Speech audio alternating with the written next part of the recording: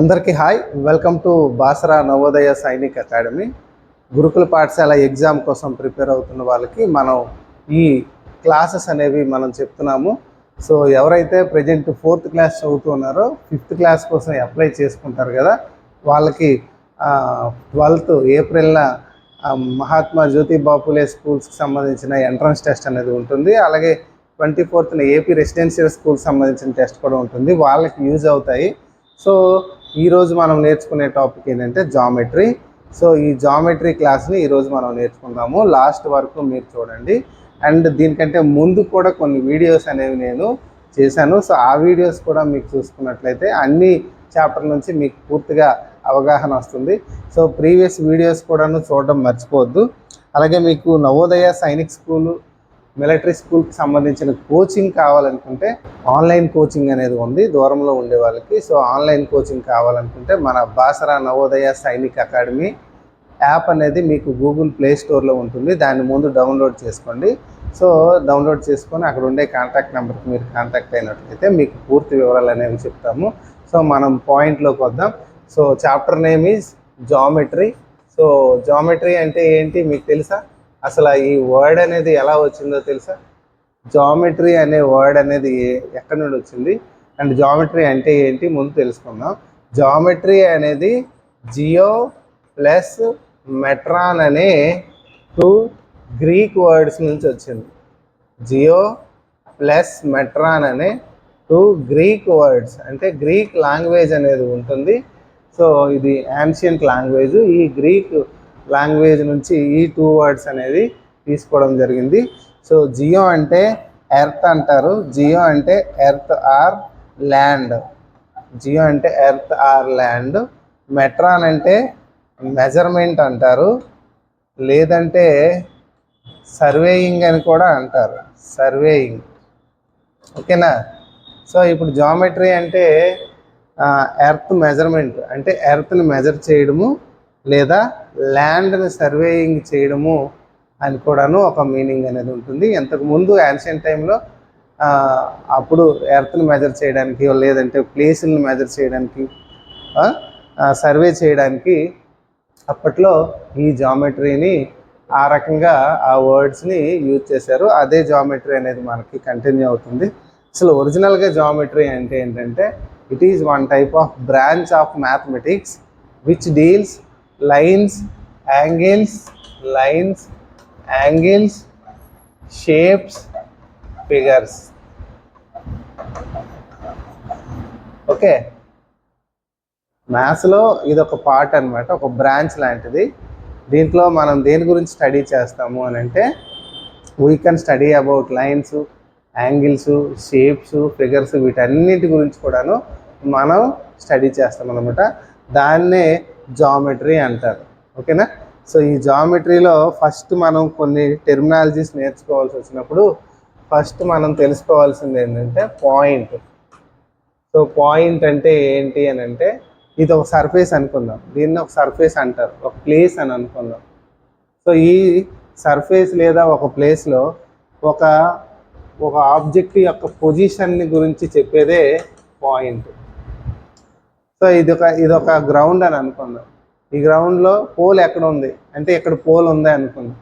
ఆ పోల్ యొక్క పొజిషన్ మనం చెప్తాం, ఇక్కడ పోల్ ఉంది. ఓకే, అలా ఆ పొజిషన్ని చెప్పేదాన్ని మనం ఇక్కడ పాయింట్గా తీసుకుంటాం. అలాంటి పాయింట్స్ని కలుపుతూ పోయేదాన్నే మనం ఏమంటామంటే లైన్ అంటాము. అలాంటి పాయింట్లో ఒక స్ట్రైట్ పాత్లో కలుపుతూ పోయేదాన్ని. So which joins in a straight path, that is called line.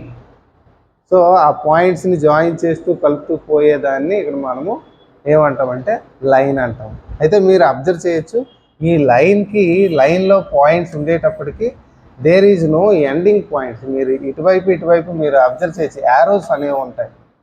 ఈ యారోస్ ఉన్నాయంటే దేర్ ఈజ్ నో ఎండింగ్ అనమాట. అలా కంటిన్యూస్గా వెళ్తూ ఉంటుంది అది. సో లైన్కి ఏమైనా ఎండ్ పాయింట్స్ ఉన్నాయని అడుగుతారు, నో ఎండ్ పాయింట్స్ అని చెప్పాలి. ఓకేనా? సో లైన్కి there is no end points. In case దానికి ఎండ్ పాయింట్స్ అనేవి ఉంటాయి. ఎక్కడో పాయింట్ ఎక్కడో పాయింట్, మధ్యలో కూడా పాయింట్స్ ఉంటాయి. ఎండింగ్ పాయింట్స్ ఒకవేళ ఉంటే అప్పుడు దాన్ని ఏమంటారంటే లైన్ అనకుండా దాన్ని లైన్ సెగ్మెంట్ అంటారు. సెగ్మెంట్ అంటే ఒక పార్ట్ అని అర్థం. లైన్లో ఒక పార్ట్ లైన్ సెగ్మెంట్. ఓకేనా?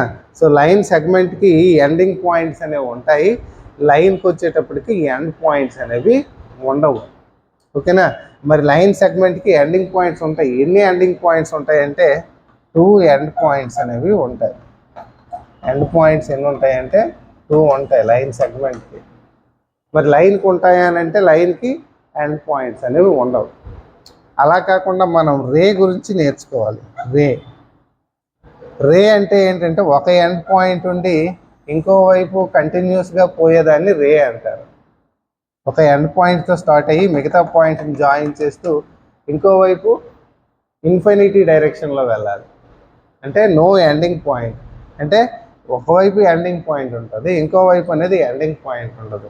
అందుకే దీన్ని ఓన్లీ 1 ఎండ్ పాయింట్ అని కూడా అంటారు. ఓకేనా? మీకు అర్థం అవ్వాలి. సో పాయింట్ అంటే it describes the position of the object in a surface అని మనం చెప్పాలి. లైన్ అంటే which joins the all the points but there is no ending points అని మనం చెప్పాలి. లైన్ సెగ్మెంట్ అంటే it should has 2 ending points. ఓకేనా? అదే రే వచ్చేటప్పటికి there is only 1 end point అని మనం చెప్పాలి.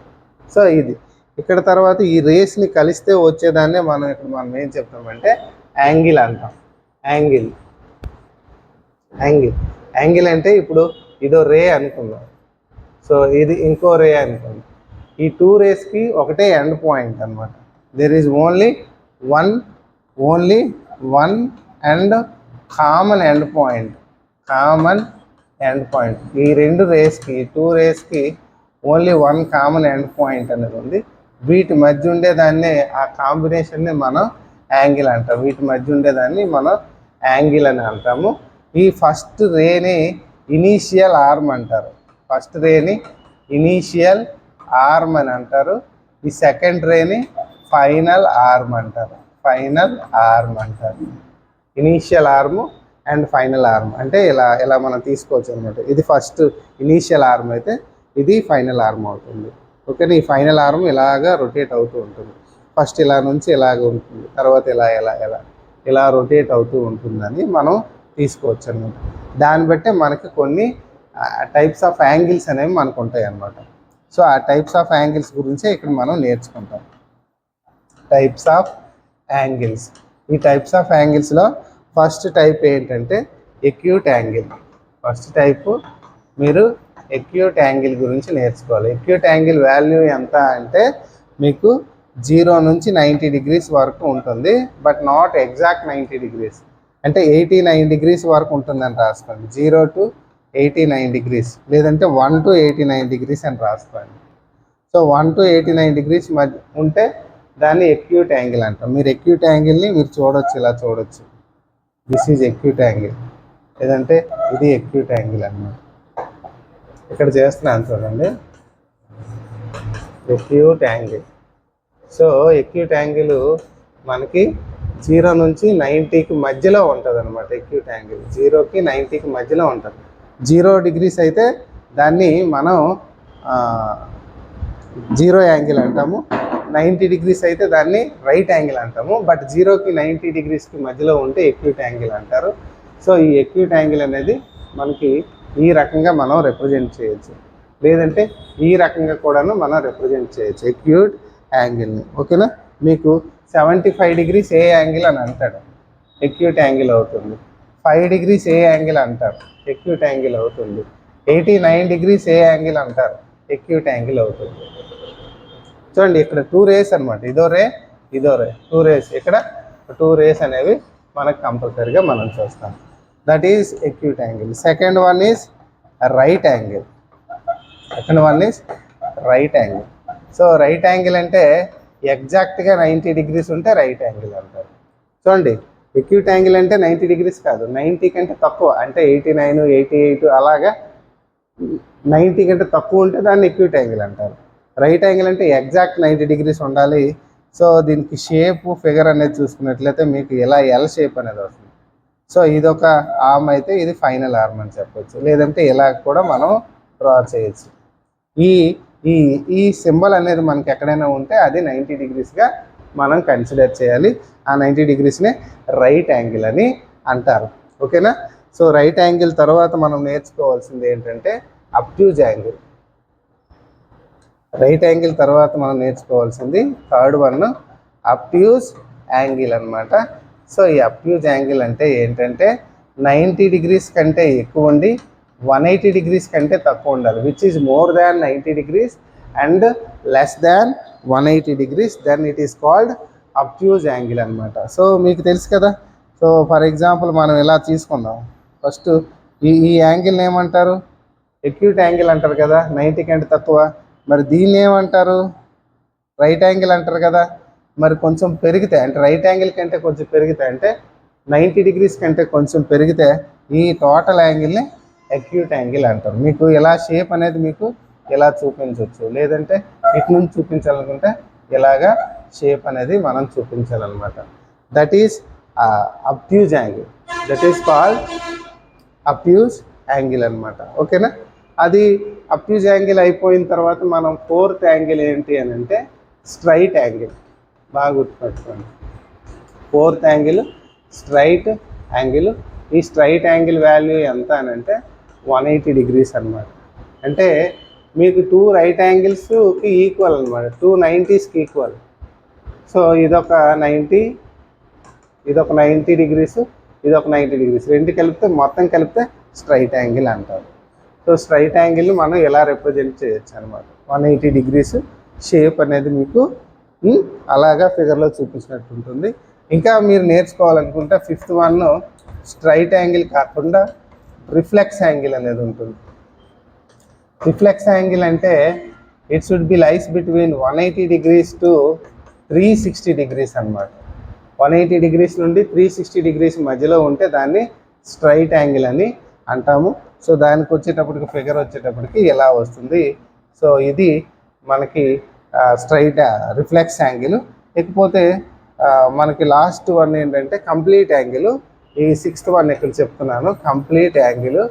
సో ఈ కంప్లీట్ యాంగిల్ అంటే ఏంటో కాదు, మీరు కంప్లీట్ యాంగిల్ 360 డిగ్రీస్గా మనం తీసుకోవచ్చు. అది ఎలా మనం చూపించవచ్చు, ఒక కంప్లీట్ రొటేషన్ అనమాట, కంప్లీట్ రొటేషన్. ఓకేనా? సో మీరు ఇలా చూసుకోవచ్చు అనమాట. ఫస్ట్ ఇది 0 యాంగిల్ అనమాట, ఇది ఎక్యూట్ యాంగిల్, ఇది రైట్ యాంగిల్, ఇది అబ్ట్యూజ్ యాంగిల్. సో ఇలా స్ట్రైట్గా వస్తే స్ట్రైట్ యాంగిల్, ఇంకా కిందకి వెళ్తే రిఫ్లెక్స్ యాంగిల్, మళ్ళీ సేమ్ అదే పొజిషన్కి వస్తే కంప్లీట్ యాంగిల్. ఇది 0 నుంచి 360 డిగ్రీస్, ఎందుకంటే సర్కిల్కి 360 డిగ్రీస్గా మనం తీసుకుంటాం కదా. ఈ 0 నుంచి 360 డిగ్రీస్ లోపల ఉండే ఈ యాంగిల్స్ గురించి మీరు నేర్చుకోవాలన్నమాట. ఆ తర్వాత మనం నేర్చుకోవాల్సింది ఏంటంటే షేప్స్ గురించి నేర్చుకోవాలి. ఏంటి షేప్స్? చాలా రకాల షేప్స్ ఉంటాయి. ఈ షేప్స్ అండ్ ఈ ఫిగర్స్ గురించి మనము నేర్చుకోవాలి. ఓకే? ఈ షేప్స్లో మనకి 2D షేప్స్ అని అంటారు అండ్ 3D షేప్స్ అని అంటారు. ఓకే? 2D షేప్స్ అంటే అర్థం ఏంటంటే 2 డైమెన్షన్స్ ఉండే షేప్స్. 2 డైమెన్షన్స్ అంటే మెజర్మెంట్స్ అనమాట, లెంత్ బ్రెడ్త్, ఇలాంటి 2 డైమెన్షన్స్ ఉండే లెంత్ బ్రెడ్త్ ఇలాంటి షేప్స్ని 2D షేప్స్ అంటారు. ఈ 2D షేప్స్కి ఎగ్జాంపుల్గా మనము స్క్వేర్ తీసుకోవచ్చు. 2D షేప్స్కి ఎగ్జాంపుల్గా స్క్వేర్. సో స్క్వేర్ అంటే ఏంటి? 4 సైడ్స్ ఉండి ఈ 4 సైడ్స్ ఈక్వల్గా ఉంటే దాన్ని స్క్వేర్గా మనం తీసుకుంటాం. అదే అలాంటిదే 2D షేప్లో ఇంకొకటి ఏంటంటే రెక్టాంగిల్. రెక్టాంగిల్ కూడాను 2D షేపే, బట్ రెక్టాంగిల్లో 4 సైడ్స్ ఉండేటప్పటికి ఆపోజిట్ సైడ్స్ ఈక్వల్గా ఉంటాయి. అంటే ఈ సైడ్కి ఆపోజిట్ ఈ సైడ్ ఈక్వల్గా ఉంటుంది, ఈ సైడ్కి ఆపోజిట్గా ఈ సైడ్ అనేది ఈక్వల్గా ఉంటుంది. సో స్క్వేర్ లాగే రెక్టాంగిల్ కూడాను 4 సైడ్స్ ఉంటాయి, గుర్తుపెట్టుకోవాలి. అలాగే మనకి ట్రయాంగిల్ ఉంటుంది. ట్రయాంగిల్ అంటే ఏంటి? 3 సైడ్స్ ఉండే ఫిగర్ని ట్రయాంగిల్ అంటారు. ఓకేనా? అలాగే సర్కిల్ ఉంటుంది. సర్కిల్ అంటే మనకు ఒక ఫిక్స్డ్ పాయింట్ నుంచి మనకి ఏం చూడాలి? ఆ ఫిక్స్డ్ పాయింట్ నుంచి ఈక్వల్ డిస్టెన్స్లో 360 డిగ్రీస్లో ఉండే అన్ని పాయింట్స్ని జాయిన్ చేయగా వచ్చేదాన్ని మనం సర్కిల్ అని అంటాం. ఇక్కడ ఈ ఫిక్స్డ్ పాయింట్ని మనం సెంటర్ అంటాం. ఈ ఫిక్స్డ్ పాయింట్ నుంచి ఈక్వల్ డిస్టెన్సెస్ ఇవన్నిటిని కూడాను మనం ఏమంటామంటే రేడియస్ అంటాం. రేడియస్ మీరు సర్కిల్ అనేటప్పటికి రేడియస్ అని, సెంటర్ అని ఈ వర్డ్స్ని బాగా గుర్తుపెట్టుకోవాలి. సెంటర్ అంటే మిడ్ పాయింట్ అని చెప్పొచ్చు, మిడిల్ ఆఫ్ ది సర్కిల్ అని చెప్పొచ్చు. ఓకేనా? ఆ మిడిల్ ఆఫ్ ది సర్కిల్ నుంచి ఆ సర్కిల్కి మధ్య ఉండే ఈ డిస్టెన్సెస్ని మనం రేడియస్ అని కూడా అంటాం అనమాట. ఓకేనా? వీటితో పాటు మళ్ళీ మీకు 2D షేప్స్లో మళ్ళీ మీరు నేర్చుకోవాల్సింది ఏంటంటే, మీకు 5 సైడ్స్ ఉంటే దాన్ని పెంటాగాన్ అంటారు. బాగా గుర్తుపెట్టుకోండి. 5 సైడ్స్ ఉంటే పెంటాగాన్. For example this is a పెంటాగాన్. 5 sides ఉన్నాయి. ఓకే, చూసారా? 1 2 3 4 5. మరి 6 సైడ్స్ ఉంటే దాన్ని హెక్సాగాన్ అంటారు. 6 సైడ్స్. ఇదిగోండి ఇలా 4 సైడ్స్ అయ్యాయి. ఇలాగా 6 సైడ్స్ ఉంటే దాన్ని హెక్సాగాన్ అనేది అంటారు అన్నమాట. ఇవి 2D షేప్స్. అలాగే మీకు ప్యారలెలోగ్రామ్ ఉంటుంది, ట్రెపీజియం అనేది ఉంటుంది. బట్ మీకు అంత డెప్త్ అనేది ఉండకపోవచ్చు అని నేను అనుకుంటున్నాను. నెక్స్ట్ ఇప్పుడు 3D షేప్స్ అనేది చూద్దాం. ఈ 3D షేప్స్ అనేవి చూసుకున్నట్లయితే, an object which has fixed shape, size and occupies some space. అంటే ఫిక్స్డ్ షేప్ ఉండి and it has some size, కొంత సైజ్ అనేది కలిగి ఉండి కొంత స్పేస్ని ఆక్యుపై చేయాలి. ఆక్యుపైడ్ సమ్ స్పేస్, కొంత స్పేస్ని ఆక్యుపై చేసుకున్నట్లయితే that is 3D object. That is called 3D object. In the 3D objects there are different kinds. So 3D ఆబ్జెక్ట్స్లో మీరు క్యూబ్ చూడొచ్చు అండ్ క్యూబాయిడ్ చూడొచ్చు. సో మీకు క్యూబాయిడ్ గురించి అర్థం అవ్వాలంటే, సో 6 ఫేస్లు ఉండే ఏదైనా ఒక బాక్స్ అనేది తీసుకోవచ్చు. 6 ఫేసెస్. ఫర్ ఎగ్జాంపుల్ నేను ఒక ఎగ్జాంపుల్గా ఈ డిక్షనరీని ఒక బాక్స్గా తీసుకుంటున్నాను. ఏదో సోప్ బాక్స్ అనుకుందాం. ఈ సోప్ బాక్స్ అనుకుంటే దీన్ని మనం పర్ఫెక్ట్గా చూస్తే ఇది 3D షేప్ ఫిగర్ అనమాట. అంటే క్యూబాయిడ్ షేప్ అనేది ఇది అవుతుంది. ఎలా అవుతుంది సార్ అంటే, చూడండి మీకు ఇటువైపు ఫస్ట్ చూడండి, ఇది ఒక రెక్టాంగిల్ అనమాట. ఓకేనా? అలాగే దీనికి ఆపోజిట్గా అంటే బాటంలో ఇంకో రెక్టాంగిల్, 2 రెక్టాంగిల్స్ ఉంటాయి. అలాగే ఈ సైడ్ మీరు చూస్తున్నారు కదా, ఈ సైడ్ ఓ రెక్టాంగిల్, దీనికి ఆపోజిట్ ఈ సైడ్ ఇంకో రెక్టాంగిల్. ఇలా 6 రెక్టాంగిల్స్ అంటే 6 సర్ఫేస్లు అనేవి ఉంటాయి. దీనికి 6 ఫేసెస్ అనేవి ఉంటాయి అన్నమాట. ఇలా 6 ఫేసెస్ ఉండే ఫిగర్ అనమాట. And whose sides are not equal. ఇక్కడ సైడ్స్ అనేవి ఈక్వల్గా ఉండవు. సో దీనికి ఏముంటుందంటే లెంత్ ఉంటుంది, బ్రెడ్త్ ఉంటుంది, హైట్ ఉంటుంది. అంటే 3 డైమెన్షన్స్ ఉంటాయి. సో 3 డైమెన్షన్స్ ఉంటాయి కాబట్టి this is 3D figure. This is called as 3D figure. దాన్ని 3D ఫిగర్ అంటారు. మరి ఈ షేప్ని ఏమంటారు అంటే క్యూబాయిడ్ షేప్ అంటారు. ఈ షేప్ ఏ షేప్ అవుతుందంటే క్యూబాయిడ్ షేప్ అవుతుంది. మీకు ఏమైనా ఒక సబ్బుడుక్కు ఉంది, ఆ సోప్ బాక్స్ కూడాను మీకు క్యూబాయిడ్ షేప్ అవుతుంది. ఒక మ్యాచ్ బాక్స్ ఉంది, అగ్గిపుల్లలు పెట్టి ఉంది, ఆ బాక్స్ కూడాను మీకు క్యూబాయిడ్ షేప్ అనేది అవుతుంది అనమాట. సో ఈ క్యూబాయిడ్ షేప్ని మనం చూసుకున్నట్లయితే this is a cuboid shape. అంటే ఫస్ట్ ఒక రెక్టాంగిల్ గీయండి, తర్వాత దానిపైన టాప్లో ఒక రెక్టాంగిల్ గీసి వాటి కార్నర్స్ని నేను కలిపేటట్టు మీరు కలిపేసేయండి. This is called cuboid shape అంటారు. సో ఈ క్యూబాయిడ్ షేప్కి 6 ఫేస్లు అనేవి ఉంటాయి, 6 ఫేసెస్ అనేవి ఉంటాయి అన్నమాట. ఎన్ని ఫేస్లు ఉంటాయంటే 6 ఫేసెస్ అనేవి ఉంటాయి. కింద వచ్చేటప్పటికి రెక్టాంగిల్, పైన రెక్టాంగిల్, అలా అన్ని రెక్టాంగిల్స్ అనేవి ఉంటాయి, 6 సర్ఫేస్లు. అలాంటప్పుడే దాన్ని క్యూబాయిడ్ అంటారు. ఇన్ కేస్ ఆ షేప్లన్నీ కూడా స్క్వేర్లు అయిపోతే ఏంటి అంటే అప్పుడు దాన్ని క్యూబ్ అంటారు అనమాట. సో క్యూబ్ అవ్వాలంటే దాని సర్ఫేస్లు అన్నీ కూడాను స్క్వేర్లు అయిపోవాలన్నమాట. దీనికి కూడాను 6 ఫేసెసే ఉంటాయి. ఓకే, బట్ దాని సర్ఫేస్లు అన్నీ కూడాను స్క్వేర్ షేప్లో ఉంటాయి అన్నమాట. దట్ ఈస్ క్యూబ్ అంటే మీరు చూడవచ్చు కదా, రూబిక్ క్యూబ్ అని ఉంటుంది. మీరు కలర్స్తో దాన్ని ఆ కలర్స్ అన్నిటిని ఒకే సైడ్ వచ్చేటట్టు ఒక ప్లే అనేది ఉంటుంది కదా, ఒక గేమ్ అనేది ఉంటుంది కదా. సో అది కూడాను మనకి best example for the cube అని చెప్పొచ్చు. క్యూబాయిడ్ అంటే మనకి match box, any packing box ఇవన్నీ కూడాను క్యూబాయిడ్ అనేది అవుతుంది. దీంతోపాటు మీరు కోన్ చూడొచ్చు. కోన్ అంటే బాటంలో ఒక సర్కిల్ ఉండి దాన్ని ఒక ట్రయాంగిల్ అని తీసుకోవచ్చు. ఫర్ ఎగ్జాంపుల్ ఒక ట్రయాంగిల్ షేప్కి బాటంలో సర్కిల్ అనేది ఉన్నట్లయితే దాన్ని కోన్ అంటాం అన్నమాట. మీరు ఈ కోన్ షేప్ని మనం చాలా దగ్గరలో మనం చూడొచ్చు. మనకి బర్త్డే బాయ్స్కి బర్త్డే గర్ల్స్కి క్యాప్ పెడతారు కదా, ఆ క్యాప్ అనేది కోన్ షేప్లో ఉంటుంది. లేదు అని అంటే మీకు ఐస్ క్రీమ్ తింటాం కదా, అవన్నీ కూడా కోన్ షేప్లోనే ఉంటాయి అన్నమాట. ఈ కోన్ షేప్ చాలా ఉంటాయి. అండ్ నెక్స్ట్ సిలిండరు మనం చూస్తే ఏంటంటే సో బోత్ సైడ్స్ సర్కిల్స్ ఉండి పైన టాప్ అండ్ బాటమ్ రెండు సర్కిల్స్ ఉండి అండ్ అది ఒక కర్వ్డ్ సర్ఫేస్ని కలిగి ఉంటే దాన్నే మనం సిలిండర్ అంటాము. సో మనం చాక్ పీస్ అనేది ఒక సిలిండరు, మన పాకెట్లో ఉండే పెన్ను ఇది కూడా ఒక సిలిండర్ అవ్వచ్చు. మీరు గ్యాస్ సిలిండర్ మీకు తెలుసు కదా, gas cylinder the best example అనమాట. ఇవన్నీ కూడాను సిలిండర్ షేప్ వచ్చేటప్పటికి both top and bottoms having circular shape అనమాట. కోన్కి వచ్చేటప్పటికి బాటమ్ మాత్రమే సర్క్యులర్ షేపు. ఇది కాకుండా స్పియర్ ఉంటుంది. మీరు స్పియర్ అంటే లైక్ గ్లోబ్ అనమాట. స్పియర్ అంటే ఒక ఫుట్బాల్ తీసుకుందాం. This is a globe or football, ఓకేనా. దిస్ ఈజ్ కాల్డ్ స్పియర్ అంటారు. ఇవన్నీ కూడాను మనకి ఏంటి అని అంటే 3D షేప్స్. వీటిని మనం ఏమంటామంటే 3D షేప్స్ అని మనం అంటాం, ఓకేనా. ఇప్పుడు మనం నేర్చుకునే టాపిక్ ఏంటంటే ఏరియా అండ్ పెరిమీటర్ టాపిక్. ఈ ఏరియా అండ్ పెరిమీటర్ అనేది మనం ఎవరికి ఎక్కువ చూస్తామంటే 2D షేప్స్కి చూస్తాం. 2D షేప్స్కి మనం చూస్తాం.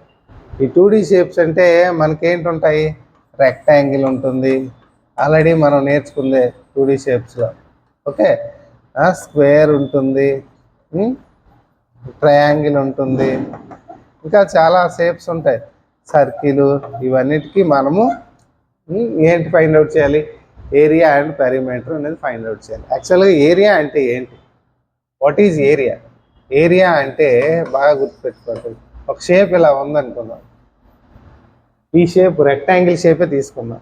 ఈ రెక్టాంగిల్ షేప్ ఎంత స్పేస్ని అయితే ఆక్యుపై చేస్తుందో దాన్ని ఏరియా అంటారు. మీకు పొలం ఉందనుకుందాం, అగ్రికల్చర్ ఫీల్డ్, లేదంటే ఒక ఓపెన్ ఫ్లాట్ ఉందనుకుందాం. అది ఆ ఓపెన్ ఫ్లాట్ ఎంత స్పేస్ని ఎంత ఆక్యుపై చేస్తుందో ఆ స్పేస్నే మనం ఇక్కడ ఏరియా అంటాం, ఓకేనా. అదే పెరిమీటర్ అంటే ఏంటి, what is perimeter? Area means occupied space, ఓకేనా. But what is perimeter? Perimeter means దాని అవుటర్ ఎడ్జ్ అనమాట. This is called perimeter. ఇలా చూడండి, this is called perimeter, outer edge. For example ఈ బోర్డు ఉందనుకో, ఈ బోర్డుకి ఈ అవుటర్ ఎడ్జ్ అనమాట, అంటే మొత్తం చుట్టూ ఉండే ఆ ఎడ్జ్ని మనము పెరిమీటర్ అని అంటాం. సో పెరిమీటర్ వేరు, ఏరియా వేరు, ఓకేనా. పెరిమీటర్ అంటే అవుటర్ ఎడ్జ్ అనమాట. ఒక ట్రయాంగిల్ షేప్ ఉందనుకోండి, ఒక ట్రయాంగిల్ షేప్ ఉంటే ఈ ట్రయాంగిల్ షేప్లో ఈ ఎడ్జ్ని, ఈ అవుటర్ చుట్టూ ఉండే ఈ ఎడ్జ్ని పెరిమీటర్ అని అంటారు. లోపల ఉండే స్పేస్ని ఏరియా అంటారు, ఓకేనా. ఆ డిఫరెన్స్ అనేది తెలుసుకోవాలి. అండ్ స్క్వేర్కి రెక్టాంగిల్కి ఏరియా పెరిమీటర్ ఫార్ములాస్ ఉంటాయి. ఆ ఫార్ములాస్ ఇప్పుడు మనం ఒక స్క్వేర్ తీసుకున్నాం అనుకోండి, స్క్వేర్ అంటే మీకు తెలిసిందే కదా, 4 sides ఈక్వల్గా ఉండేదాన్ని స్క్వేర్ అంటారు. సో స్క్వేర్లో సైడ్ ఉంటుంది అనమాట, ఇలాగా అన్నీ ఈక్వలే కదా. సో స్క్వేర్ పెరిమీటర్ అంటే 4 into సైడ్ చేసేవాళ్ళు. ఒక సైడ్ ఇస్తారు, ఫర్ ఎగ్జాంపుల్ ఒక సైడ్ 5 centimeters ఇచ్చారనుకోండి, అప్పుడు అన్నీ 5 అవుతాయి కదా స్క్వేర్లోన. 5 + 5 + 5 అనమాట, 4 5s 20 అవుతుంది. అలా మనం చేసుకోవాల్సి ఉంటుంది స్క్వేర్ పెరిమీటర్, ఓకేనా. అలాగే రెక్టాంగిల్ పెరిమీటర్కి వచ్చేటప్పటికి మీకు రెక్టాంగిల్ అంటే తెలుసు కదా, ఆపోజిట్ సైడ్స్ అనేవి ఈక్వల్గా ఉంటాయి. అంటే రెక్టాంగిల్లో ఏముంటుంది, లెంత్ ఉంటుంది, బ్రెడ్త్ ఉంటుంది. So this is taken as length and it is breadth. So ఈ లెంత్స్ కూడాను 2 lengths ఉంటాయి అండ్ 2 breadths ఉంటాయి. అందుకే రెక్టాంగిల్ పెరిమీటర్ కావాలంటే 2 lengths + 2 breadths అని మనం చెప్పచ్చు. అదే వీటి యొక్క ఏరియా కావాలనుకోండి, స్క్వేర్ ఏరియా కావాలంటే సైడ్ ఇంటూ సైడ్ అంటాం, side into side. Rectangle area కావాలంటే లెంత్ ఇంటూ బ్రెడ్. ఓకేనా? This is perimeter, this is the formula for perimeter, this is the formula for area, square, rectangle. అలాగే మనం అన్నింటికి కూడాను మనము measure చేయొచ్చు. మనకి ఇప్పుడు అంత డెప్త్ అయితే మనకు ఉండదు. ఓకేనా?